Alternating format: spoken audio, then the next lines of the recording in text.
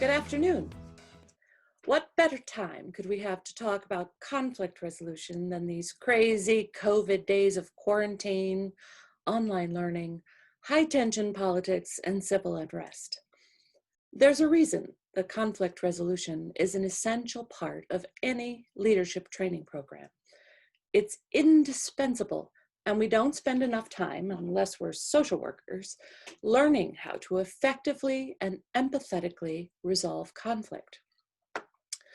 As you know, conflict comes in every shade and flavor, and it can be found in every environment. The home, the workplace, social media, the grocery store, well, this one's taken on new significance in light of the pandemic, and the place we're going to focus on today, the classroom. Sit in a room with any group of teachers and ask them about their experiences with conflict and prepare to buckle in for some bumpy rides. Whenever people are gathered together and have differing expectations, beliefs, communication styles, backgrounds, there exists the potential for conflict. When I begin a new semester, one of the first lectures I give is on Aristotle's rhetoric. And as I'm describing the rhetorical triangle, ethos, pathos, logos, I spend a great deal of time talking about pathos, which has to do with people's deepest held beliefs and values, and how a speaker or writer cannot be effective if they do not know about or do not show respect for these beliefs and values. I talk about how damaging it can be to violate someone's beliefs and values, and how difficult it is to recover from this if you're trying to reach someone. Then the class contributes by telling their stories of when someone hurt their feelings or showed them disrespect. This really resonates with them. Clearly, it boils down to empathy. This is where we must begin in seeking resolution. Before you begin moving towards solving stressful interactions, it's helpful to take an inventory of your conflict management style. How comfortable are you asserting yourself? Are you an introvert or an extrovert? These have a lot of bearing on identifying the conflict management style that might work best for you. This is definitely not a case of one size fits all. According to the Thomas Kilmann model, the most common types of conflict management styles are as follows. 1, competition, high assertiveness, low cooperativeness. You seek to achieve your own goals at the expense of someone else's. 2, avoidance, low assertiveness and low cooperativeness. You avoid conflict and walk away, even if it means no one's needs are met and the problem is not resolved. 3, accommodation, low assertiveness and high cooperativeness. You give in to someone else who's more assertive at the expense of what you might want or need. 4, compromise. Average levels of both assertiveness and cooperativeness. You give up some of what you want in exchange for some sacrifices from the other side. 5, collaboration. High assertiveness and high cooperativeness. You work toward finding a win-win solution for all parties by employing empathy and really listening to what is desired from all parties. Where are you on this continuum? I can't emphasize enough how important it is for you to do an unvarnished assessment of your strengths and weaknesses in conflict scenarios. When I first started teaching, I had exactly 2 responses to conflict. 1, flee and cry, and 2, go on the offensive.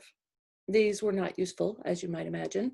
I had to find some coping mechanisms, like what did my responses reveal about me? I suffered a bit from imposter syndrome. Like if people were questioning or confronting me, it meant they saw through my teacher mask and knew I was a fraud. Eventually, after lots of journaling, talking to other teachers, and digging in online to look for solutions, I fell back on writing some scripts for myself. So, if student A wanted to grow belligerent about a grade, I could recite to myself, this is not about me. This is disappointment and frustration and maybe fear talking. Address that. I trained myself, and it was excruciating, believe me, to walk toward difficult conversations instead of away from them. I used to really struggle telling a student that I had discovered their plagiarism. Yes, I know, it's unreasonable. I'd done nothing wrong, right? But in my head, I felt like a failure because I had not realized they were desperate enough to take that step. I finally found a compromise. I would return the paper with a note on it that said, "See me, attached is your safe assign report." This accomplished a couple things. It gave them a private moment to reflect on the fact that they'd been caught and to put the ball in their court to come speak with me, which is where it should have been to begin with.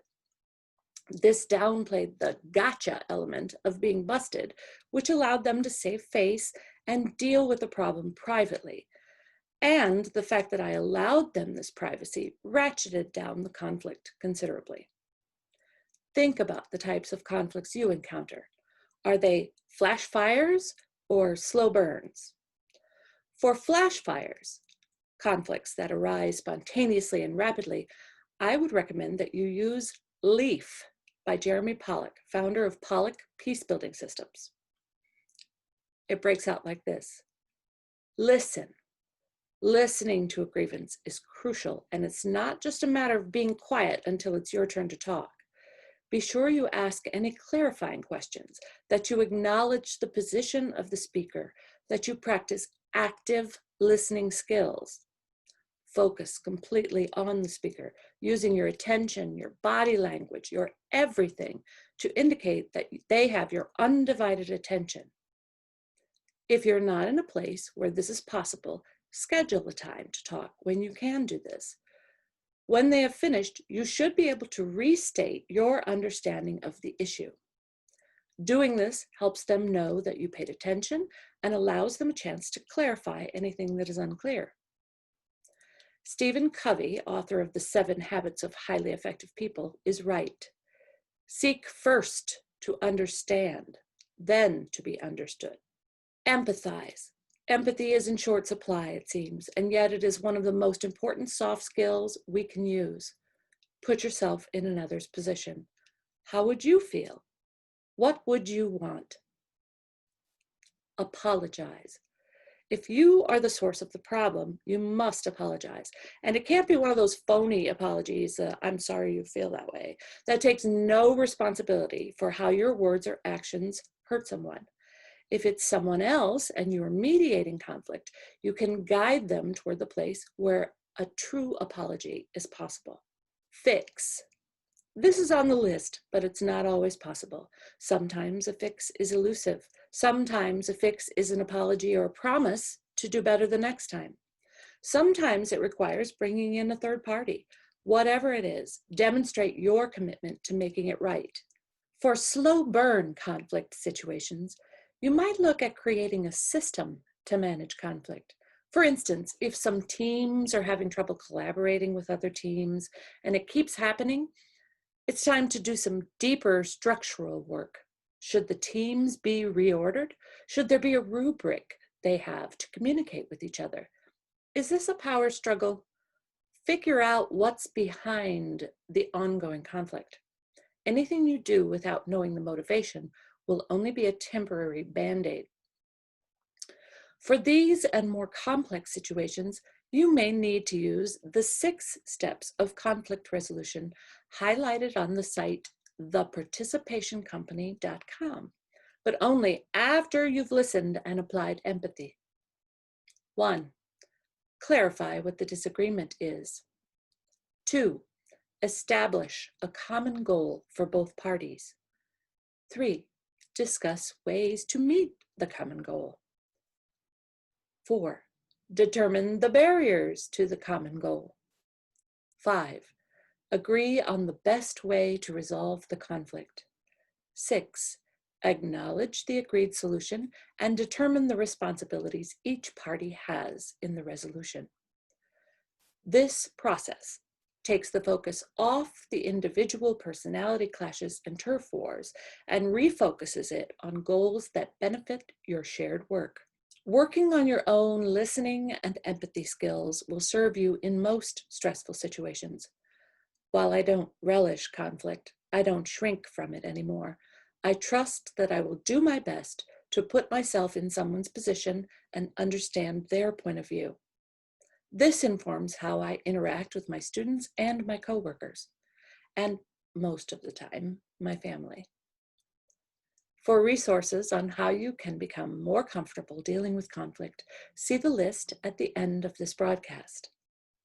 Don't forget to check out our iPathways Learning Lab website and be a part of our learning and growing community.